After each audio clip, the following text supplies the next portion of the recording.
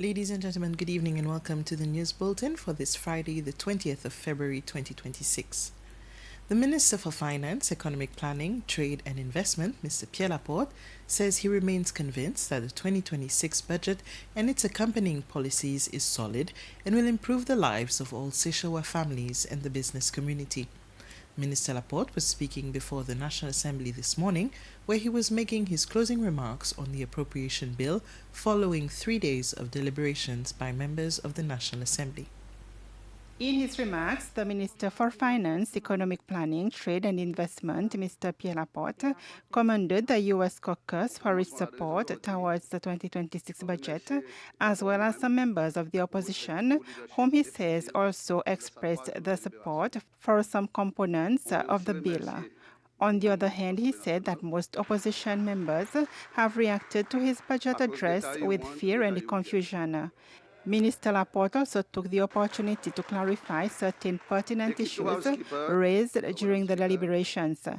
This includes the list of the 12 additional commodities which have been added on STC's list of essential commodities, the 7 million rupees budget which has been allocated to the office of the First Lady, which he says will also include the management of Paradis des Enfants and the renovation of the family house at Bello, and the sales of the 22% shares of the Standard Chartered Bank and Nouveau Bank, amongst others. As of next Monday, the 23rd of February, the National Assembly will convene in committee stage to address the Appropriation Bill 2026 in more details. Police have confirmed that the body of a 51-year-old man was recovered from the sea at Valmet in the Belazar district early this morning.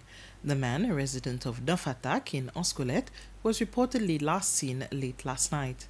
The police were alerted at around 3 a.m. by a security guard working at a tourist establishment in the area.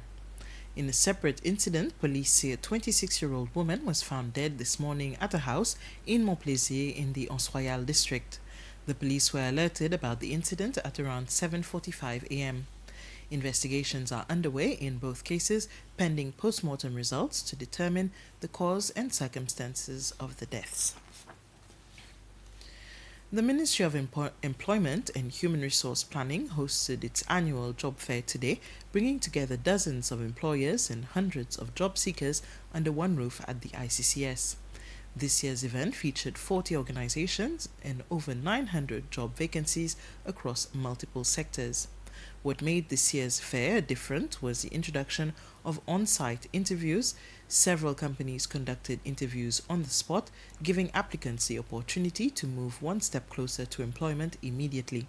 In addition to the job opportunities, attendees also benefited from informational sessions focused on employment law and the various career development programs offered by the ministry. The chairman of the Seychelles Chagosian Community Association says he's disappointed with the steps taken by the 4 Chagosians to go to Ile du Coin in Chagos with the aim of establishing themselves there. Pierre Prosper says that this could affect the negotiations, that his association, which is in favor of the UK returning the Chagos Islands to Mauritius and paying compensation to the Chagosians, will become null and void and they will lose everything. The latest development in the Chagos news is that the judge has ordered that the UK has no right to remove the 4 people from the island. This after a British patrol boat had brought a paper yesterday ordering them to leave the island immediately or they will face consequences with 3 years in prison or a fine of £3,000. Fundamentally, we are very unhappy as to what Ms. Limadaga did. His adventure on Peros Banos, the place where I was born actually, the island where I was born, and it places our whole, the fight for the last 50 years in jeopardy. So meaning the powers that be, especially the Americans, with the pressure they will now again, changing their minds 2-3 times over this week, and to not want sovereignty to be transferred to Mauritius, they see it as a risk to Chagos as a base. If anyone can just take a boat and land on any of these islands. So there's this risk that the whole group of islands may be closed. That's my view and a view of people around me who really is involved in this. So And we need to get everyone to understand within the Chagosian community in Seychelles and everywhere else that supporting Ms. Limadare means possibly losing everything.